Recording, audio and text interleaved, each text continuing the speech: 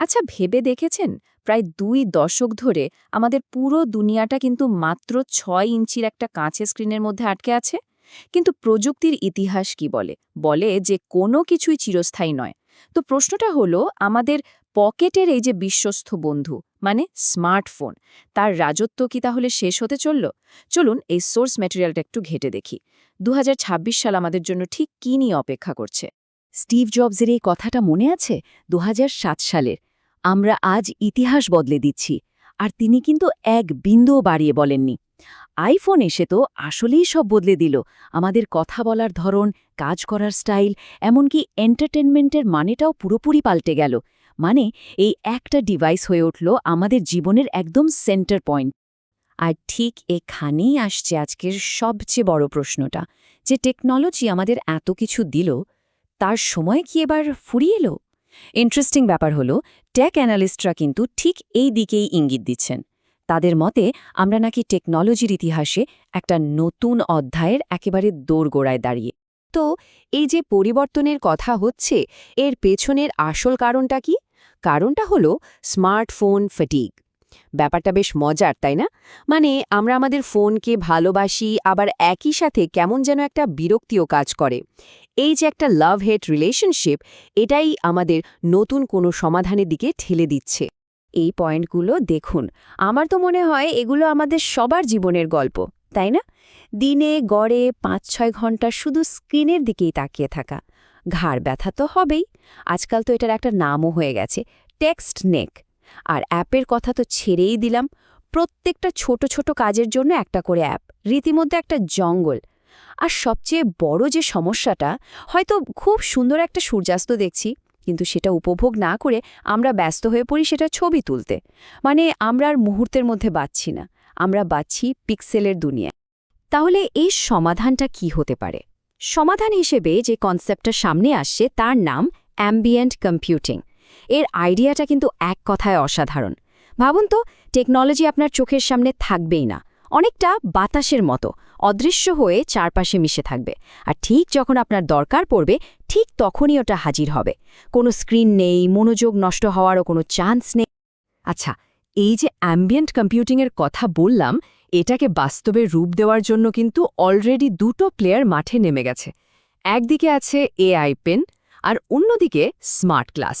বলা হচ্ছে এরাই নাকি হতে চলেছে স্মার্টফোনের রাজত্বের নেক্সট উত্তরাধিকারী। এই দুটো টেকনোলজির মধ্যে মূল পার্থক্যগুলো কি চলুন একটু দেখি। এআই পিন, এটা বেসিক্যালি একটা স্ক্রিন ছাড়া ডিভাইস, জামার উপর লাগিয়ে রাখা যায় আর দরকার পড়লে আপনার হাতের তালুর উপরেই লেজার দিয়ে ইনফরমেশন প্রজেক্ট করে। অন্যদিকে স্মার্ট গ্লাস তো দেখতে সাধারণ চশমার মতোই, কিন্তু এটা চোখের সামনেই অগমেন্টেড রিয়ালিটি বা এআইয়ের মাধ্যমে সব তথ্য দেখাবে। আর হ্যাঁ, দুটোকেই কন্ট্রোল করা যাবে ভয়েস আর হাতের ইশারায়। তবে জানেন, এই নতুন ডিভাইসগুলোর সবচেয়ে বড় রেভলিউশনারি দিক কোনটা? সেটা হলো অ্যাপের কনসেপ্টটাকেই এরা বাদ দিয়ে দিচ্ছে। এদের মূল ফিলসফিটাই হলো অ্যাপ খোঁজাখুঁজি, ট্যাপ করা, সোয়াইপ করার দিন শেষ। মানে ডজন ডজন অ্যাপের গোলকধাঁধায় আর ঘুরপাক খেতে হবে না। ব্যাপারটা আসলে কপটা কাজের সেটা এই উদাহরণটা দেখলে একদম পরিষ্কার হয়ে যাবে। ধরুন, এখনকার সিস্টেমে আপনাকে উবার ডাকতে হবে, আবার পিৎজাও অর্ডার করতে হবে। কি করবেন? ফোন আনলক করবেন, উবার অ্যাপ খুঁজবেন, ডেস্টিনেশন দেবেন, তারপর আবার পিৎজার অ্যাপে যাবেন। মানে কম করে হলেও ৫-৬টা স্টেপ।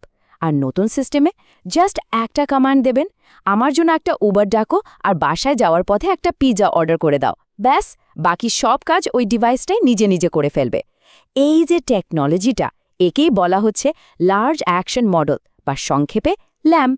তবে এই ফিউচারটা শুনতে যতটা দারুণ লাগছে, এটাকে বাস্তবে নিয়ে আসা কিন্তু ততটা সহজ না। এখনও বেশ কিছু বড় বাধা রয়ে গেছে। আর টেক এক্সপার্টদের ২০২৬ সালের মধ্যে এই ৩টা মেইন চ্যালেঞ্জ পার করতে হবে।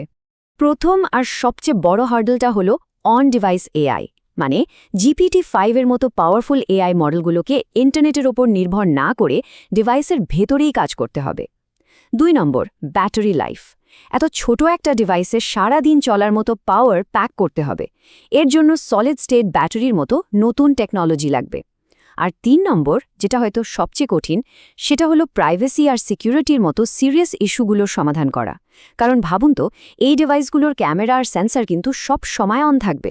তাহলে আসল প্রশ্নটাতে আবার ফিরে আসি, স্মার্টফোন কি তাহলে পুরোপুরি বিলুপ্ত হয়ে যাবে, মিউজিয়ামে জায়গা হবে? ওয়েল, এই সোর্স মেটেরিয়াল অনুযায়ী উত্তরটা হলো না, ঠিক তা নয়। ব্যাপারটা আসলে বিলুপ্তি নয়, বরং একটা রূপান্তর, একটা হাইব্রিড ট্রানজিশন। ব্যাপারটা ল্যাপটপের উদাহরণ দিয়ে খুব সহজে বোঝা যায়। আচ্ছা, ল্যাপটপ কি এখন আর চলে না? অবশ্যই চলে, কিন্তু আমরা কি এখন ছোটখাটো সব কাজের জন্য ল্যাপটপ খুলি? না, স্মার্টফোনেরও ঠিক একই রকম একটা অবস্থা হবে। ওটা হয়ে যাবে একটা হেভি ডিউটি ডিভাইস, মানে সিনেমা দেখা, লম্বা একটা ইমেল টাইপ করা বা ভিডিও এডিট করার মতো বড় কাজগুলোর জন্য আমরা ফোনটাই ব্যবহার করব। কিন্তু প্রতিদিনের ছোটখাটো টুকটাক কাজের জন্য আমাদের সঙ্গী হবে ওই পেন বা চশমা। যে কোনো বড় টেকনোলজিক্যাল শিফটের মতোই এই নতুন দুনিয়ারও কিন্তু দুটো দিক আছে। একদিকে একটা ইউটোপিয়ান ফিউচারের সম্ভাবনা, মানে দারুণ সব সুবিধা, আবার অন্যদিকে একটা ডিস্টোপিয়ান ফিউচারের ভয়, মানে কিছু মারাত্মক ঝুঁকিও কিন্তু আছে।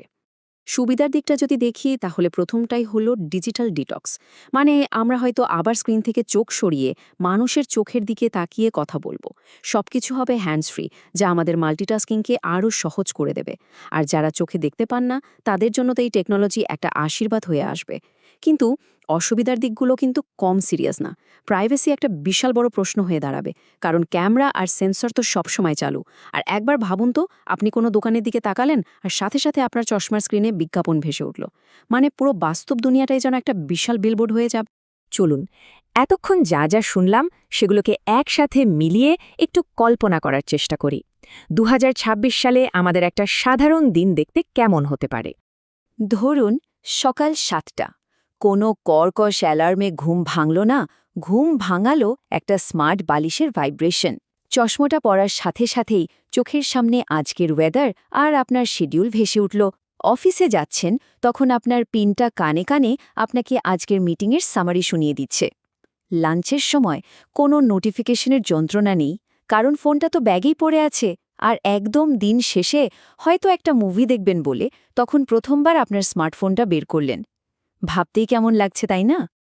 মূল ব্যাপারটা তাহলে কি দাঁড়ালো? এটাই যে স্মার্টফোনের যুগ একেবারে শেষ হয়ে যাচ্ছে না, কিন্তু তার যে একছত্র রাজত্ব সেটা শেষ হচ্ছে। আমরা আসলে একটা স্ক্রিন ফার্স্ট দুনিয়া থেকে বেরিয়ে একটা এআই ফার্স্ট দুনিয়ার দিকে এগিয়ে যাচ্ছি। এটাই হলো দ্য গ্রেট শিফট। আর এই পুরো আলোচনার শেষে একটাই প্রশ্ন থেকে যায়, যে প্রশ্নটা এই সোর্স ম্যাটেরিয়াল আমাদের সবার দিকে ছুড়ে দিয়েছে।